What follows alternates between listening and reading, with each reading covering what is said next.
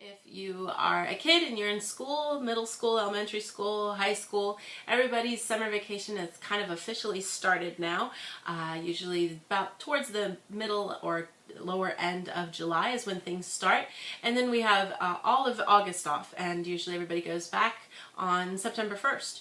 Or whichever Monday comes soon in September. So this is the time to relax, right? No, that's not true. People don't relax here. So the summer vacation is smack in the middle of the school year. So rather than let everybody forget what they've been doing and studying, they get a huge, gigantic load of homework. And it depends on which school you go to, what grade your kid is in. But I know for my daughter in 3rd grade, there's this giant packet of worksheets, and the goal is to do like a worksheet a day, and that's just for math. And then you're also supposed to practice writing your kanji, or basically Japanese vocabulary. You practice that every day too. And then on top of that, you have to be responsible for doing different kinds of projects during summer vacation. These are not necessarily mandatory. Some of them are. There's tons of different contests for posters, all the different, public service company thingies, don't smoke, don't litter, save the world, save the whales. All of those, they do a contest during the summer. Kids draw pictures and make a poster, send them in, and sometimes kids are picked for a winner and you get a prize. If you even draw anything and submit it, you get at least like a consolation pencil, which is kind of nice. So if we have free time, we try to make my daughter, come on, draw. We try to have her make some stuff because it's kind of fun to get a chance to make a picture and also to get the little consolation thing. So, but some parents, don't put a lot of effort into it and don't have their kids do anything. It's kind of just up to the parent and how they do things. But then there's also required, I think from 3rd grade on, you're required to kind of do a science project where you gather data during the summer and put it together in a presentation kind of way.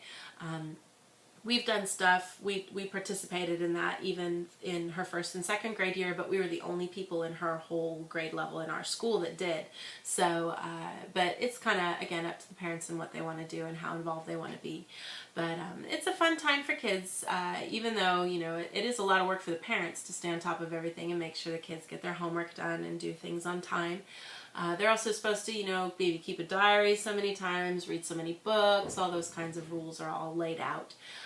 But it's a pretty fun time in that sense, but a lot of work too. So during summer vacation also, parents will attend, students go to school still. They have to go twice, usually during the summer break.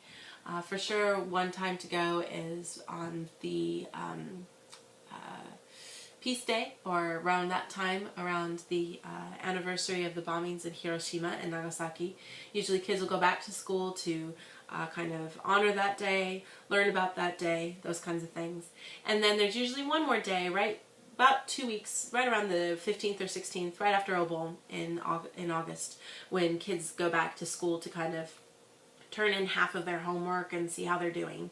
I know my daughter's teacher this year said that, for any kids that aren't scoring well in math and then their kanji tests have to come in during the summer for some little summer school lessons.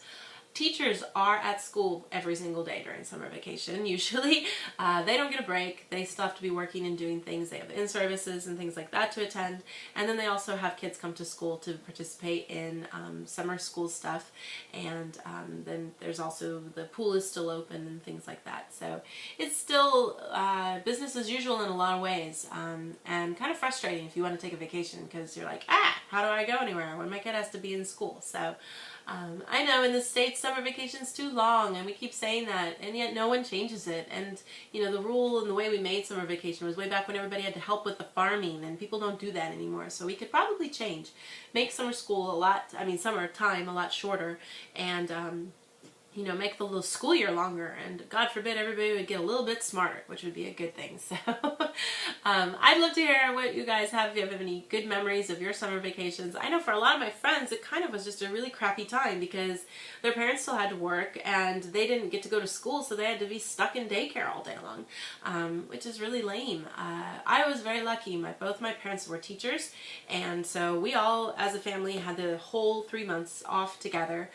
So we were very, very lucky that way, and able to do things and have fun and be with each other, which is nice. So I think it's always a tough challenge when you have summer summer vacation. What do you do with all that time? So, but I'd love to hear what you guys might have as memories, or what's common in your country of how you guys handle summer vacation.